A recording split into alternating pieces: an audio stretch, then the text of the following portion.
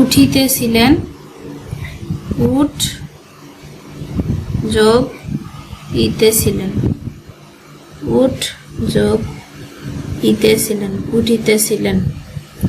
আসিতেছিলাম, আস যোগ ইতেছিলাম, আস যোগ ইতেছিলাম, আস যোগ ইতেছিলাম।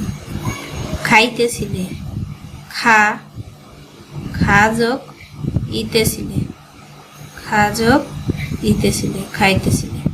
আমরা এই শব্দগুলা মাঝখান থেকেও লিখতে পারি, উপর দিক থেকেও লিখতে পারি, নিচের দিক থেকেও লিখতে পারি।